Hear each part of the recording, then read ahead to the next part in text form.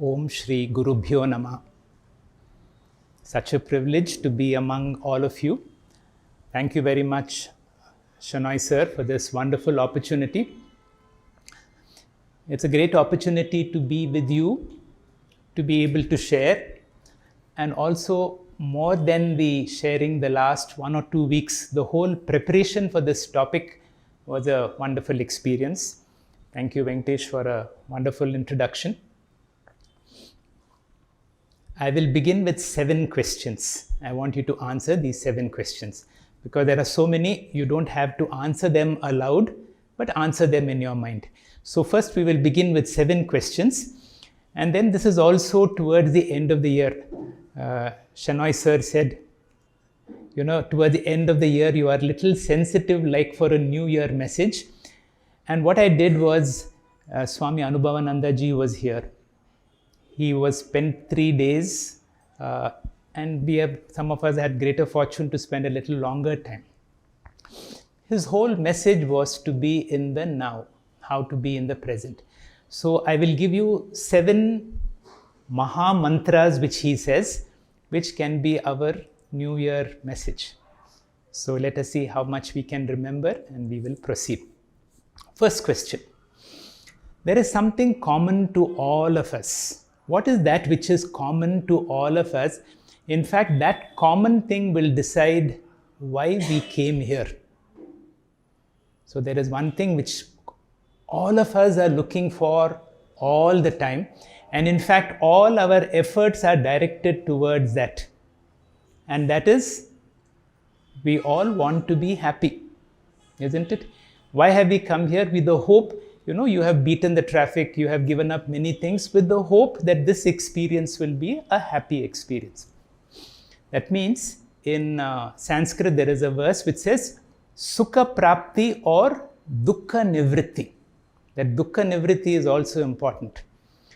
Some time ago, we were traveling to Japadakatte, and there was a person sitting next to me, and I suddenly realized that he does not know Kannada, and I told him, sir, this whole program is in Kannada, how will you manage?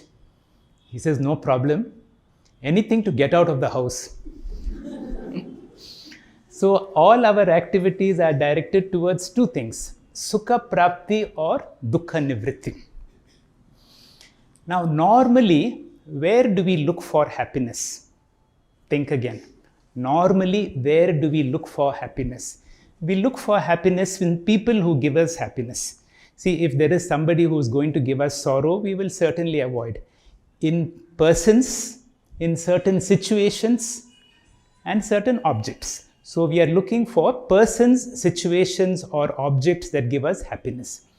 Those of us who have been to Swami Paramatmanandaji's classes know all persons, objects and situations come under the classification of what is called Vishayananda. Any happiness that comes from objects has got certain problems. There are 3 problems. The first problem is called Dukkha Mishritatva. Now all of you have come. To come here there is a struggle. To go back from here there is a struggle. So there is a certain amount of effort that we have to put to get. So any happiness that comes from external objects, there is a certain effort that you have to put. It is Dukkha Mishritatva. Second is called Atripti Karatvam. As you are listening, your mind is also active. Your mind will say, that talk, that was better. Sometimes you will compare. So there is Atripti Karatvam. That one was better. So sometimes it cannot give complete satisfaction because there is a certain expectation, and if it does not match that expectation, there will be a certain disappointment. And the third is called Bandhakatvam. That is why B, Bandhakatvam, Atripti Karatvam, and Dukkha Mishritatvam are the problems whenever we look for happiness outside. And what is the solution therefore? Is there a solution? Is there a happiness that is free from all the defects? Vedanta or Upanishad says yes, and that is what we have been doing all the time. In all our classes, we have been working on Vedanta, which gives us Atma Jnanam. Once I discover my true nature, the end product is I am so atmanevatmana tushtaha, then if others are there, good. If nobody is there, then tushtaha, I celebrate myself. Vedanta or Jnana Yoga is a difficult path. We are working on it. It takes many years. It takes a good acharya, an acharya like this, or great students from great acharya to help us. Now, is there a shortcut? Today we are looking at shortcuts. Normally teachers will say, don't look for shortcuts, that will cut you short. But there are certain shortcuts. That is why if you are with certain acharyas, they will give you shortcuts. So today we will explore shortcuts to happiness. Are we ready for that? So for that also you have to answer certain questions to be able to discover. This is part of the 7 questions that we need to answer. The question is, are happy people grateful or are grateful people happy? Example, happy people means those who are blessed with all the good things in the world. Normally what we think is very good. They have all these things in the world. Are they likely to be grateful for what they have, or is it that grateful people are happy? The answer is, whenever you are grateful, you are happy. About that we are clear. Remember this message. You can never be grateful and miserable at the same time. If you understand this, then the shortcut to happiness is gratefulness. Whenever you are grateful, we see experiences of people who have had major surgery. Whenever they had a major surgery and a cancer surgery, sometimes you remove part of the esophagus. Then you have to bring the stomach up. Now for months together, they are not able to take food normally. And then finally, the swallowing mechanism is a very complex mechanism. With a lot of physical therapy, we have to train them. And you should see the videos of people who after 3 months of tube feeding, who are fed for the first time, the smile is from here to here. The voice is not there because the voice apparatus, I have had some soup today. What are you going to give me next? So happy. Whenever you are grateful, you are happy. So that is the formula now. The shortcut to happiness is gratefulness. Next question. Are we looking for grateful moments in life, or are we looking for grateful living? That means, do you want momentary happiness or do you want happiness all the time? Answer is very clear. We want a shortcut to happiness all the time. So for this, I will give you another question to answer, and we all know this. And I am again grateful to Swami Paramatmananda ji to having inculcated this into my mind. And that is an understanding of what is luxury and what is need. I'll give you one favorite example of mine. Whenever you're traveling, especially when you're traveling international, they would have overbooked. And sometimes if you're traveling alone, you get a chance to get upgraded to business class. And if you travel business class, then you are exposed to a kind of luxury. Now, if you are given that opportunity for luxury, what will you do? You will enjoy. You will enjoy the special service that you get, the opportunity to sleep and go. So what is luxury? Luxury is that when you have it, you enjoy thoroughly. On the next flight, you don't get an upgrade. Do you miss it? You don't miss it. By now, we have been trained to live in such a way. When you have luxury, you enjoy. But when you don't have it, you don't miss it. So we have all had moments of luxury in your life. What is a need? A need is something, when it is there, we take it for granted. We don't even realize it is there. When it is not there, we miss it very badly. For example, we are so lucky to have power, an ambient temperature, a good surrounding, no noise. So when everything is fine, supposing there is noise or supposing power goes, now a need is when what we need to do is, a need is that without it, we cannot function, but we take it for granted when it is there. Now, if you want to be grateful living, we have to convert our need to a luxury. That means I can breathe, I can see, I can talk, I can understand, I can experience this moment. Now, if you count all these things, you will see every moment is a moment of luxury. All we need to do is to be able to experience and not take this for granted. One more question, and that will come to the crux of my point, what I would like to say. What is a gift? I want you to say very clearly 2 points to say what is a gift. This is around Christmas time, and during Christmas time, many families, like Diwali, we share gifts. A gift is something which you value. First point, it is something valued. Second is, a gift is something which you have not asked for, you have not paid for, but you have got it freely. So 2 things. A gift is something that you value and you have not paid for it, you have not asked for it, it has been given to you freely. Question is, what is that gift all of us have all the time, extremely valuable and given to us free of cost? Think. Can you feel this moment? Can you feel life in this moment?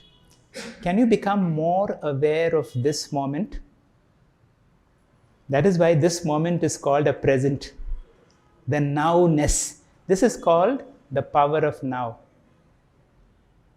What have I done to deserve this moment? Think. Aren't we so blessed? Now, supposing I miss this moment because I'm thinking of what I should do next. The teacher will say, I've all got this from David Steen Rast. Listen to his YouTube talk. I will touch upon him a little more. If you miss this moment, he says, don't worry, you will get another moment. If you miss that moment, don't worry, you will get another moment and another moment. But can you live in that moment? Can we experience this moment? So the whole trick is, can I live in this moment? And what is the pratibandha? What is the enemy that takes me from this moment? That is my mind. My mind dwells in the past, my mind dwells in the future. And because of my mind is my greatest asset, but my mind can be my greatest enemy, because I can be sitting here and you can be comparing. Each word I can be speaking, you can evaluate, you can judge. If I am in my mind, you are not really here. That is why they say, if you are a good listener, we have to train ourselves not to evaluate, not to judge, not to compare, be like small children who come from an open mind. And when there is no evaluation, there is no judging, there is no saying this is useful, this is not useful. So watch your mind. Am I in the mind or am I in the no mind? The whole secret is to use your own mind to go beyond the mind. Now, my mind has to commit a kind of a suicide. Real meditation, like Bhagwan Osho, he was saying real meditation is to go beyond the mind. Nashta manasa utkrishta yoginaha. Bhagwan Ramana talks about, he uses a very strong word, utkrishta yogi. Swami Anubhavanandaji calls this utkrishta yogi as a super deluxe yogi. The highest form of a yogi is Nashta manasa. Nashta manasa means one who has gone beyond the mind. That means, right now, I'm also a victim of that. I've not kept my phone in silent. Now, if your phone is in silent mode, that means it is collecting all the messages for you. It is doing its work, but it is not disturbing you. When you want, you can use it. When you don't want, you can keep it quiet. Nashta manasaha utkrishta yoginaha. That person, that super deluxe yogi is one who can use his mind when he wants to use it. When he finds his mind is a disturbance, he can put it on silent. That is our whole training. In India, how it happens, very often it is a governor who is elected by the ruling party to become the candidate for the next president. And it has happened many times. So the governor of a state has to write his resignation to the President of India. Dear sir, I hereby submit my resignation to the post of governor because I want to take your post. Please do the needful. So the president has to forward that letter of a junior of his who's writing to him and saying, please allow me to resign so that I can take over your job. Mind is not going to allow. My mind is going to sit tight. And that is why there is a nice phrase in the second chapter of the Bhagavad Gita where the word titiksha comes. Matra sparshasu kaunteya sitaushna sukadukadaya agama pahino anityaha tam stitikshasva bharata. Now, if you want to go beyond the mind, you have to have a strong mind. Our objective is now what? To be in the present. Because what is the greatest gift we have is the power of now. To be in the now. To be in a state of no mind. No mind when? Wherever possible. So now I have given you some 7 questions. You have answered those 7 questions. Now we will go into answering those 7 questions. Venkatesh Prasad has already given that beautiful quote from the Bhagavad Gita. Uddaret atmanam na atmanam avasadayet atmaiva bandhuratmana atmaiva ripuratmana. Your own mind can be your friend, it can be a cause of bondage. There is a nice verse, second verse from Amrita Bindu Upanishad. Mana eva manushyanam karana bandha mokshayoho. Your mind can be the cause of bondage. The mind can be the cause of freedom. So let us look at 7 points. So these are the 7 points that we need to look for to see how we can go beyond the mind. The first point I will again take from David Steenrast. David Steenrast, who has given this amazing talk. You can look at him on YouTube. How I can be in the present, how I can be in the now, how I can look for every worldly situation to remind me to come into the now. Every traffic signal, you will have to stop. How do you teach children to cross the road? Remember this formula. Stop, look, go. You'll remember? Stop, look, go. What do you mean by stop? I'm practicing with you. Consciously slow down. And the speaker, David Rast, says, we rush through life. Because we are rushing through life, we are not able to experience this moment. As I said, this whole preparation for me was on the banks of the Ganga between Rishikesh and Devprayag. You cannot get into the water because the water is very cold. All you can put your feet into the water. And as your feet are in the water, you feel that cold water coming. And you feel that cold water, you are in the now. In the next moment, it has gone to the past. So there is the future coming from one side, the experience of now, and going back to the past. All we need to do is slow down. While you're eating, slow down. While you're talking, while you're walking, while you're driving, any activity that you do, slow down. We have to learn to waste time. How? Consciously. And you will realize it is not waste of time, it is the best use of time. Whenever you get islands of time like this, in the middle of any activity, take some time to do nothing. Just to be. There were 2 boys talking to one another. The younger brother asked the older brother, Anna, why should I say ABC? Why not ACB? So the older brother says, simple. First you must be, then you can see. Now if I'm rushing through life, can I see? First you must be, stop. Second is look. Look means all your 5 senses. Shabda, Sparsha, Rupa, Rasa, Gandha. I'm not in a place where there are a lot of flavors, but wherever you are, can you be in all your 5 senses? And that is the meaning of look.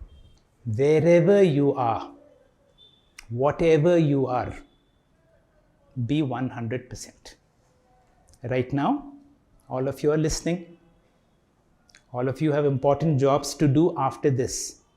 But right now, can we be 100% listeners on the theme of how I can use my mind to be my own friend, to be able to experience the nowness, which is the greatest gift we all have, and therefore, I am going to have grateful living and not grateful moments, and so that I can be happy all the time. So that is our objective. So the first principle to remember is stop, look, go. That is the first point. I'll see how many points I will remember before I take out my sheet to remember. Second point. This is again from Swami Anubhavanandaji. Maha Mantras. These are all not ordinary mantras. He says, when I give you mantras in English, you don't value it. If it is in Sanskrit or something, then you will take it as mantra. Dekho, suno, mat bolo. Think that should be our formula in life. Whenever we speak, now today I am speaking, lot of mental activity should be there. That is why when Swamiji says, whenever you do a satsang, it is like doing a lot of physical exercise, the amount of energy that is taken. But if you want to give your mind rest, two things. Don't speak to others. More important, don't speak to somebody whom you always speak to. Don't speak to your own self. Magic formula. Watch yourself. Don't speak to others. May be possible. Very difficult is don't speak to yourself. Normally, what do we speak? Some complaint or the other. So Swamiji's again a magic formula is zero complaints. How to have zero complaints? In English, there is a nice phrase which says, consume your own smoke. Matra sparsha su kaunteya sita ushna sukha dukkha adaya. Sukha and dukkha you will. And whenever interaction happens, there will be smoke. There will be some irritation. But a person who's got titiksha, what he will do, he's got an ability to absorb one's own smoke. That means there is no negativeness that will go out of you.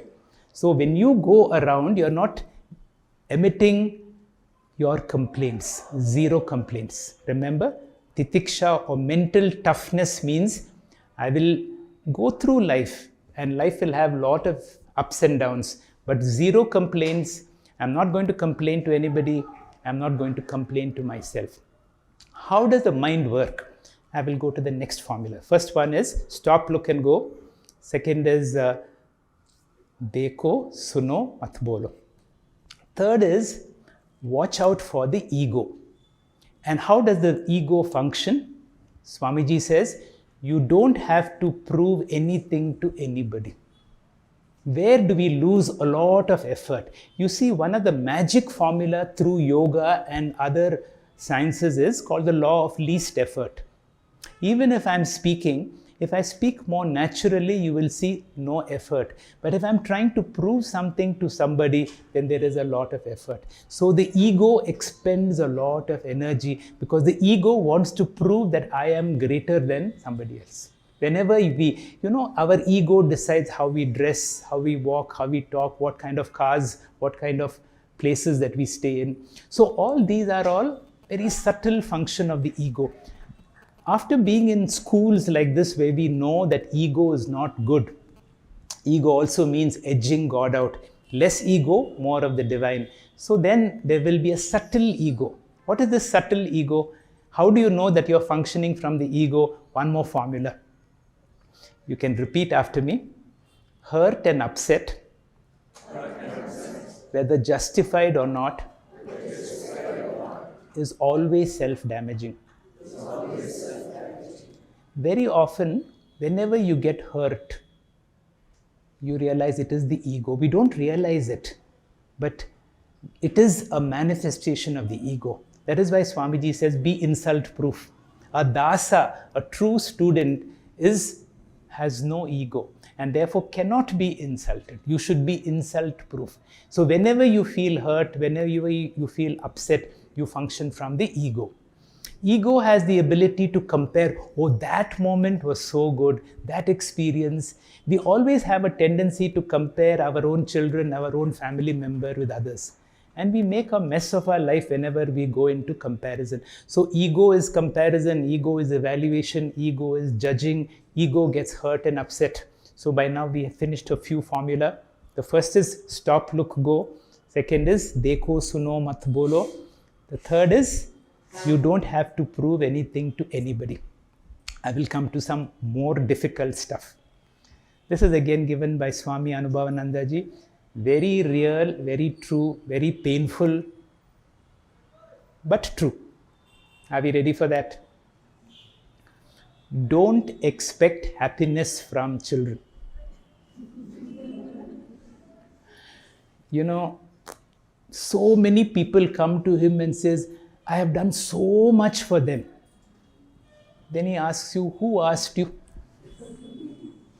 And one, again, Maha Mantra is, it is my need. See, it is our need to do whatever we have done for our own children.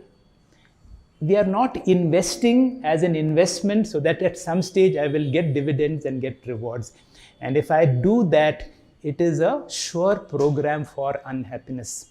Therefore, the fourth Maha Mantra is, don't expect happiness from children. If you are blessed that the children give happiness, then you are those persons who are grateful for every moment. See, from now on, we should be grateful for what? This moment.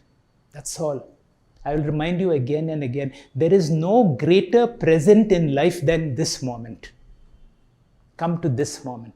And if you are present to this moment, there can be no bad moment at all. Every moment is a blessing. Every moment is gratefulness. So fourth mantra is, don't expect happiness from children. For that matter, don't expect happiness from anybody. If you have given too much to somebody, it is your need, it is your nature to give. It is my nature to give. And because I have given, if I expect something in return, it is a sure mantra for unhappiness. A corollary to the fourth point is the fifth point. And as I said, each of these are in gradation of difficulty, more difficult. Now, mind my enemy, mind my friend. My aim is to be in the present, in the now.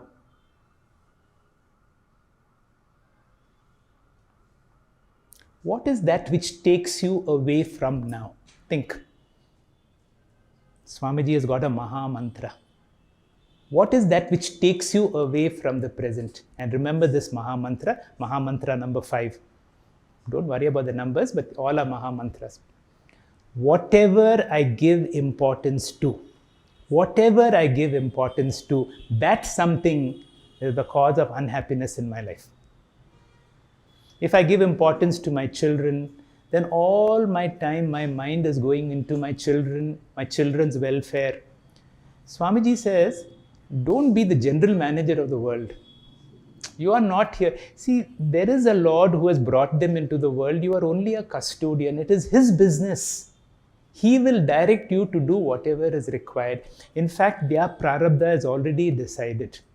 You give them an environment for them to grow, and let that not be an object of worry for you. Because whatever I give a lot of importance to, that something can take me off from the present.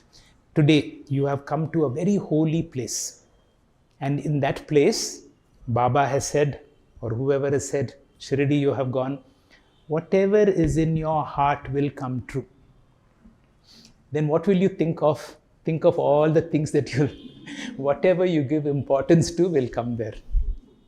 All that you give importance to. That is why Swami Paramatmananda ji has given a very difficult sadhana, extremely difficult. His name I will remember as SP, and if you want to remember his most difficult sadhana is no SP, no special prayer. Whenever you are in a very holy place, where whatever you pray will become true, no special prayer. Because if you pray for something special, that something I am giving importance to, that something will take you away from the present. That something will, your mind becomes your enemy. You remember one thing, your happiness, your well-being, your this moment is more greater than anything else in the world. According to Vedanta, I'm slowly coming into the next few sadhanas are difficulty range. In Vedanta, they say, Brahma Satyam Jagan Mithya. Jivo Brahmaiva Naparaha. I am the only reality. Anything else that comes into my life is of a lower order of reality. The lower order of the reality, if I truly understand myself, cannot affect me if I have understood this Maha Mantra, Brahma Satyam Jagan Mithya Jivo Brahmaiva Naparaha. What is that lower order we give so much importance to, and it hijacks us away from the gift of the present, and all the time I'm thinking, and that lower order is what we do our special prayers, and all our special prayers enhance ahankara and mamakara. What do I pray for? My body, my mind. My anatma is 6 things. Remember this. My body, my mind. My family, my friends.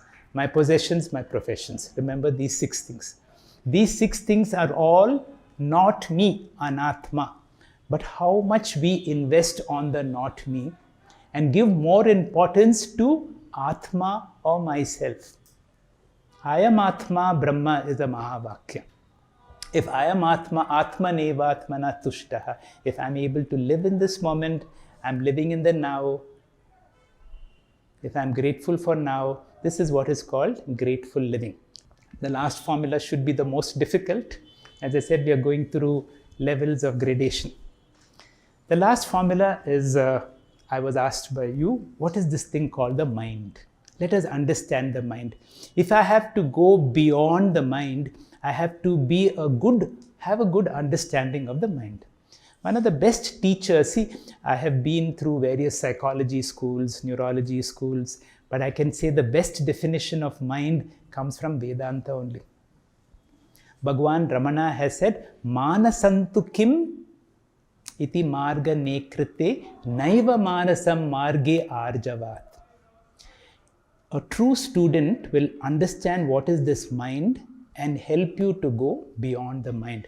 What is this called mind? Mind is only thoughts. I am seeing Indumati. How will Indu appear to me? As a thought. You are real. As far as you are concerned, you are real. All of you here are real. But for me, in my mind, you are only an image in my eye. In my mind, you are a thought. For that matter, I am a thought for you. A thought is a virtual reality or actual reality. Madhu.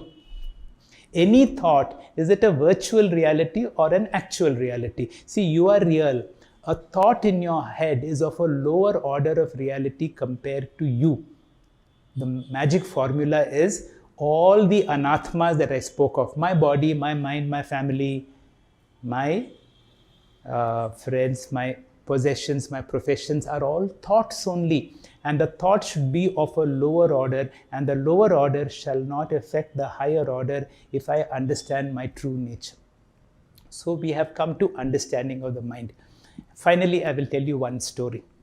This is a story where many of us have grown up in Christian schools.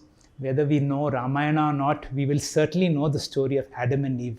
I will tell you the story of Adam and Eve to be able to understand the mind and to be able to understand how we can go beyond the mind.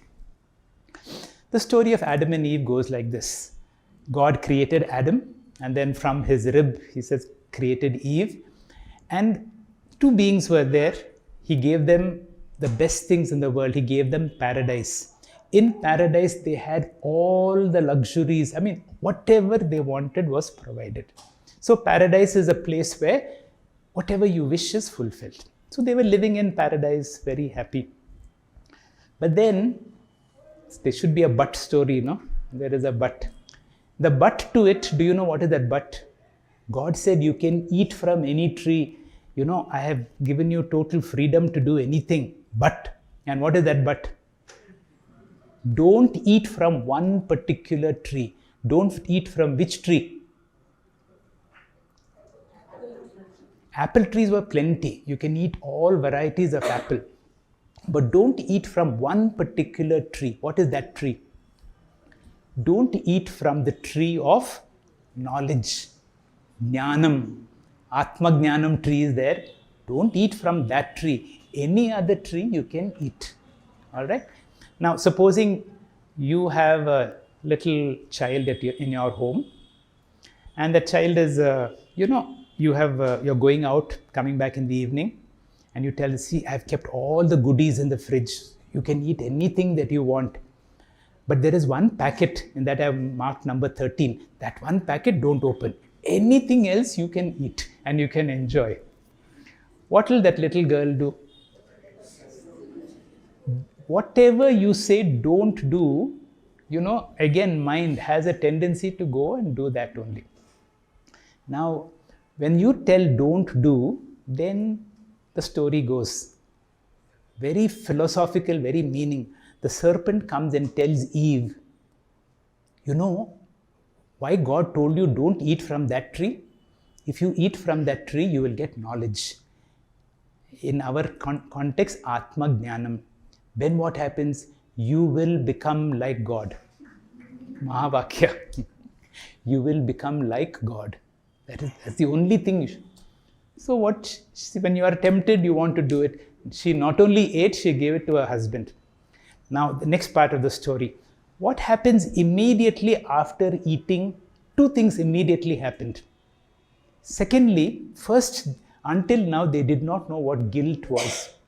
Suddenly, guilt came.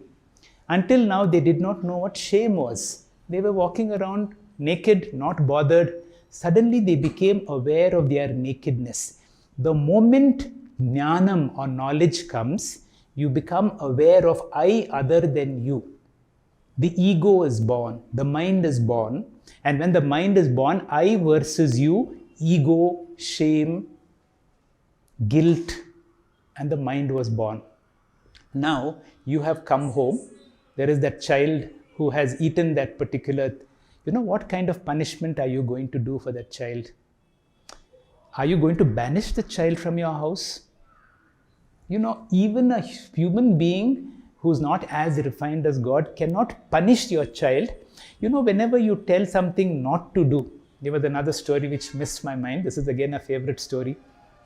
There was a man selling oil guaranteed to cure baldness. He says, this is a very expensive oil, 5,000 rupees. But if you put that, even if you are bald, hair will start growing. But two things. When you put that oil, you should not think of two things. Don't think of Indian Express and don't think of tuberculosis. So the man says, these two things never come to my mind, no problem. And he bought it, 5,000 rupees. Now, every time he puts that oil, what will come? From nowhere, these two thoughts will come.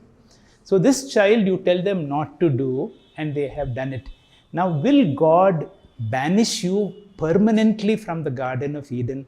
So those who have interpreted the story, they say consciousness is of 4 levels. First is matter. This is called geosphere.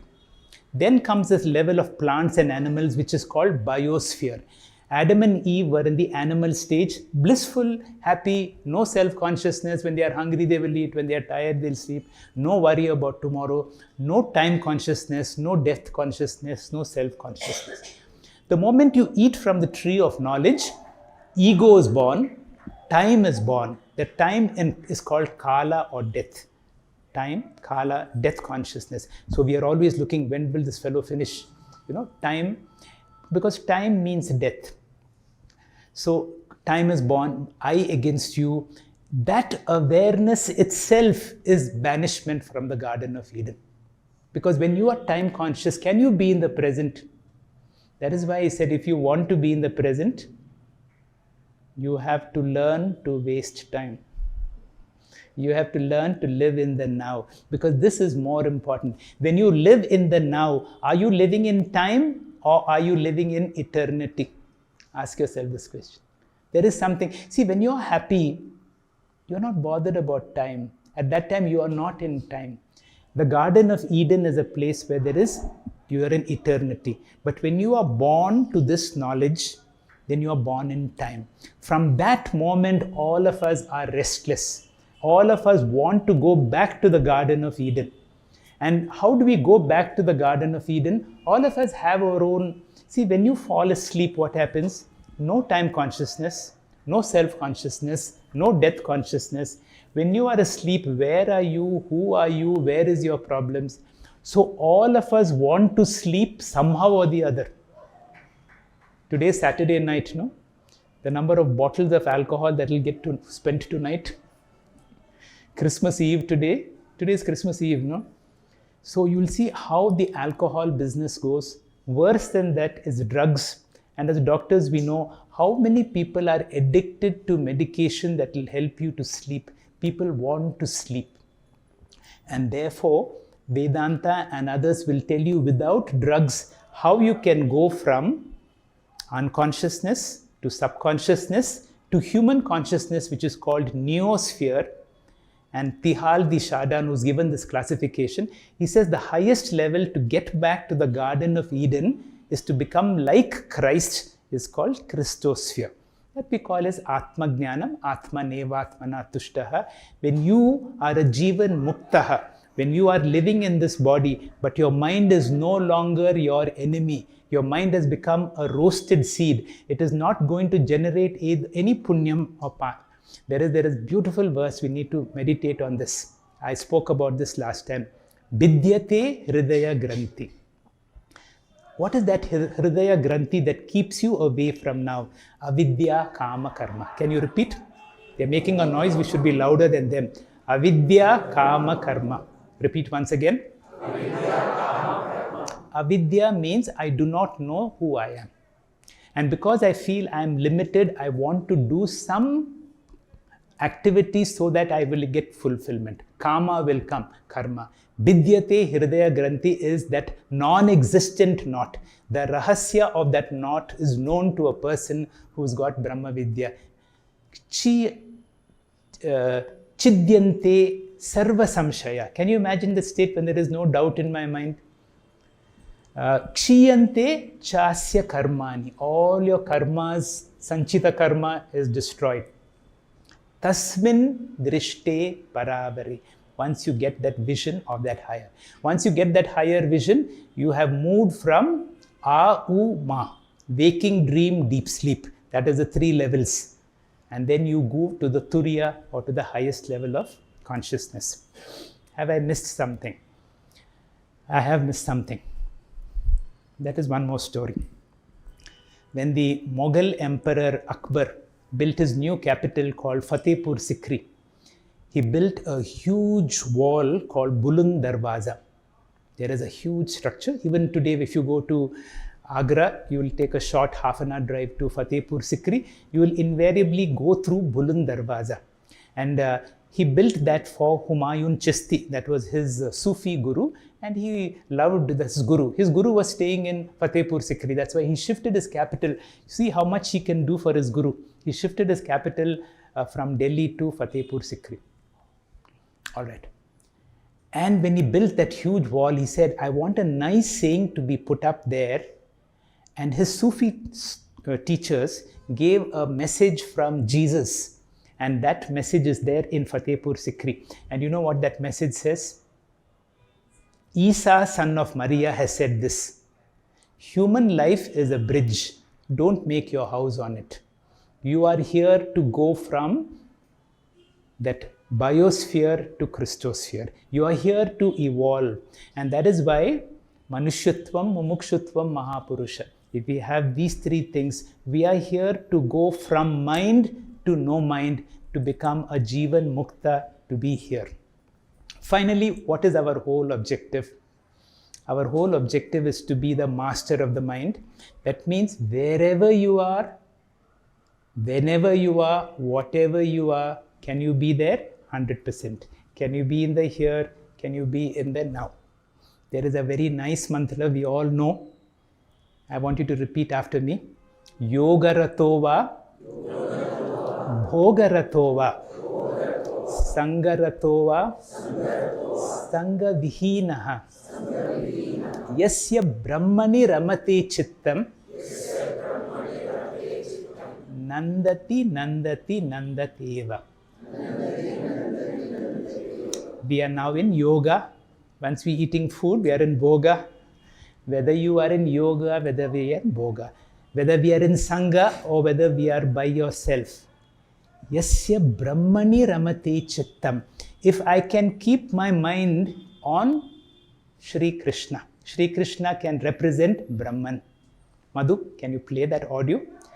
I would like you to listen to the Bombay sisters Jayashri rendering Manasa Sancharare, and this whole audio is only to tell you, can you be in the now? Can you remind yourself to be in the now? Please keep your eyes closed. Manasa Sancharare, Manasa Sancharare, Brahmane Manasa Sancharare, Brahmane Manasa Sancharare, Brahmane Manasa